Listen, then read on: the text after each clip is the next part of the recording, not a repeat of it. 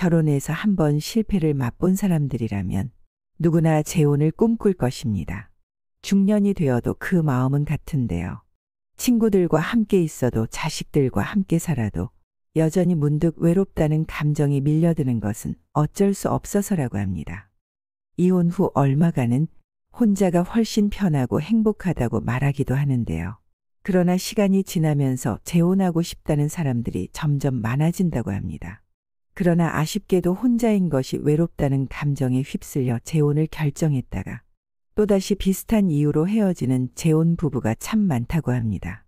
이번에는 정말 마음을 다잡고 행복한 결혼 생활을 해보리라 굳게 다짐하며 새롭게 시작해보지만 재혼 부부가 또다시 이혼할 확률은 초혼 부부보다 무려 75%나 높다는 통계도 있다고 하는데요.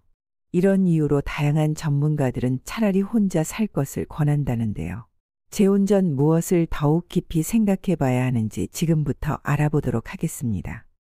전 남편이나 전 부인에게 없었던 좋은 면만 보고 재혼을 결심하면 안 됩니다.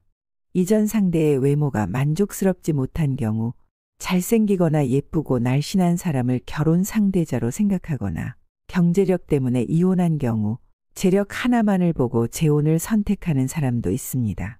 물론 이런 상대를 만난다면 지인이나 가족들에게 상대를 소개할 때도 어깨가 으쓱해질 수 있습니다. 하지만 중요하게 생각해야 할 점은 내가 이 사람과 함께 하고 싶은 이유가 확실하게 있는가 하는 점입니다. 상대의 좋은 점만 보게 되면 상대적으로 단점은 별것 아닌 것으로 치부되기 쉽습니다. 그러나 결혼은 현실입니다. 가끔 연애만 하다가 재혼하고 같은 공간에서 살다 보면 이전에는 잘 보이지 않던 많은 단점들이 보이기 시작하고 그것들이 또다시 부각되고 스트레스 받는 상황에 놓이게 될 것입니다. 그러나 상대방의 단점이 갑자기 보인 것이 아니라 애써 좋은 점만 보고 단점은 묻어두려 했던 상대의 나쁜 모습들이 나에게 직접 현실로 다가오기 시작했을 뿐이라는 겁니다. 그렇게 꾹꾹 참아가면서 살다 보면 또다시 이혼을 되풀이하게 될 수도 있습니다. 한번 해봤기 때문에 이혼은 절대 안 된다고 생각할 수 있지만 반대로 한번 해봤기 때문에 또 같은 실수를 되풀이할 확률 또한 높아집니다. 그러다 보면 주변 사람들이나 가족들에게 어떻게 설명하고 가장 중요한 자식들에게는 어떻게 설명할지 막막한 상황에 놓이게 됩니다. 그래서 좋은 사람을 만난다고 하더라도 재혼을 급하게 결정하기보다 차라리 친구처럼 가깝게 지내는 것이 더 나을 수도 있습니다. 재혼을 하기 전에 내가 상대를 얼마나 어디까지 이해할 수 있고 인정할 수 있는지 깊이 생각해보고 반대로 상대는 나를 어디까지 이해해 줄 수 있는지를 꼼꼼하게 따져봐야 합니다. 많은 사람들이 이런 과정 없이 너무 성급하게 재혼을 결심하고 실행에 옮기는 실수를 범합니다. 빨리 만나서 진도도 빨리 나가고 사랑도 빨리 불타오른다면 사랑이 식는 것도 그만큼 빠릅니다. 만난 지 얼마 되지도 않았는데 이렇게 좋은 사람이 어디 있다가 이제 나타났냐며 운명의 상대를 드디어 만난 것처럼 쉽게 사랑에 빠져들게 되는데요. 사랑에 빠지는 감정은 너무나 자연스럽고 아름다운 일이지만 이전과 비슷한 이유로 또다시 이혼하고 싶지 않다면 조금 더 신중하게 생각해야 합니다. 우리가 결혼 생활을 해보면 다들 아시겠지만 사랑만으로 모든 것을 다 헤쳐나갈 수 있고 어떤 일이 닥쳐와도 서로가 믿고 해결할 수 있을 것 같지만 절대 그렇게 결혼 생활은 순탄한 일만 있는 것은 아니라는 것쯤은 아실 겁니다. 재혼은 특히 더 그렇습니다. 따라서 연애를 할 때 나만 사랑해주고 나를 위해 모든 것을 다 바칠 것 같이 뜨겁게 사랑해준다고 재혼을 성급하게 결심하지 마세요. 그리고 내가 상대의 조건을 어디까지 따져봤는지 조용히 생각해 보세요. 사랑해서 결혼하는데 그런 건 너무 속물처럼 느껴지시나요? 아닙니다. 사랑과 결혼은 너무 아름답지만 반대로 현실을 살아가야 한다는 사실을 잊으면 안 됩니다. 막상 재혼 후 빠르게 사랑이 식었다고 슬퍼한다면 그것만큼 마음 아프고 슬픈 일도 없습니다.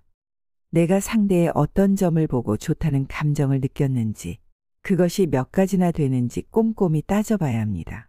상대를 좋아하는 이유가 많으면 많을수록 좋습니다.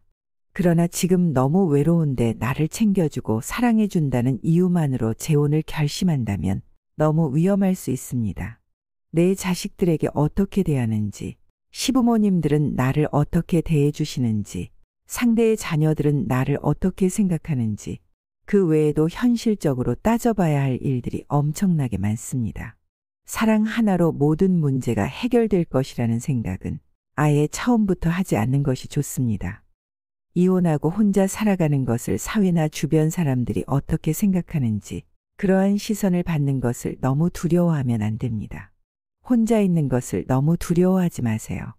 재혼 후 알고 보니 내가 알던 사람과 다른 것 같다거나 사기를 당한 것 같은 기분으로 참고 살아가야 한다면 그것은 혼자 사는 것보다 몇 배는 더 고통스럽고 힘든 일이 될 것입니다. 요즘에는 혼자서도 할 수 있는 것들이 참 많습니다. 또한 예전만큼 이혼 후 혼자 사는 것을 이상하게 생각하거나 쳐다보는 사람도 많이 없습니다. 연애를 하지 말라는 것은 아닙니다. 연애는 하되 혼자서 자유롭게 친구도 만나고 여행도 다니고 취미생활도 즐기고 남 눈치 보지 않고 할 수 있는 것들은 많다는 이야기입니다. 괜한 성급한 재혼으로 상대방 자녀들과의 불화를 겪게 되고 또다시 이혼하는 경우가 많다고 합니다. 재혼에서 자녀와 관련된 문제는 시한폭탄과도 같습니다. 솔직하게 상대의 자녀까지 진정 사랑으로 감싸 안으며 이해하고 보듬어 줄 사람이 몇이나 될까요? 그런 경우는 흔치 않기 때문에 뉴스에서 자주 보여지는 끔찍한 사건들도 나오는 것이 아닐까요? 내가 배 아파 낳은 자식과도 사춘기쯤 되면 잘 지내기가 매우 어렵습니다. 꼭 상대방 자녀와 갈등 상황이 빚어지지 않는다고 하더라도 아이들이 어릴 때는 몰라도 사춘기쯤 되면 심각한 상황을 맞닥뜨릴 수 있습니다. 또한 아이들이 조금 크고 나서 재혼하는 경우 새엄마나 새아빠에 대해서 어떻게 대해야 할지 서로 난감한 경우가 생깁니다. 그러니 나와 상대만 좋다고 해서 무리하게 재혼을 추진하는 것은 별로 좋은 방법이 아닙니다. 결국 자녀들에게 관계를 솔직하게 말하고 인정받을 수 있어야 사회적으로도 인정받을 수 있다는 것이 진실입니다. 또한 연애할 때는 둘만의 관계만 생각했다가 재혼 후 함께 살게 되었을 때 자녀들이 관계에 들어오게 되면 그때부터가 정말 결혼은 현실이라는 것을 실감하게 될 것입니다. 그렇기 때문에 재혼을 하면 내가 지금껏 누리던 자유와는 멀어질 수 있습니다. 함께할 땐 주말에 소파와 한몸이 되어 TV를 본다거나 핸드폰으로 좋아하는 유튜브 방송을 보면서 한 주의 피로를 푸는 일상이 어려워질 수 있습니다. 당연히 재혼을 하게 되면 포기해야 하는 것들이 생겨난다는 의미입니다. 얻는 것이 있으면 당연히 포기해야 하는 것도 있는 것입니다. 또한 재혼을 하는 목적이 상대와 같은지 생각해 보아야 합니다. 누군가는 자녀가 어리다면 그 자녀를 돌봐줄 사람이 필요해서 배우자를 찾는 사람도 있습니다. 또 어떤 누군가는 내 노후를 책임져줄 재력이 있는 사람을 원하기도 합니다. 이것이 좋다 나쁘다는 평가를 하려는 것이 아니라 재혼이 사랑만을 목적으로 가능하지 않다는 현실을 말하는 것입니다. 생각하는 것이 서로 다르다면 재혼하려는 마음을 정리하시는 것이 좋습니다. 이때 주의해야 할 점은 내가 자존감이 낮다고 해서 상대와 나의 관계를 갑과 을로 규정하면 안 된다는 것입니다. 스스로를 을의 위치에 두지 마세요. 또한 자신이 갑이라고 생각하는 사람과 연애하고 있다면 재혼은 절대 안 됩니다. 하나를 보면 열을 안다고 했습니다.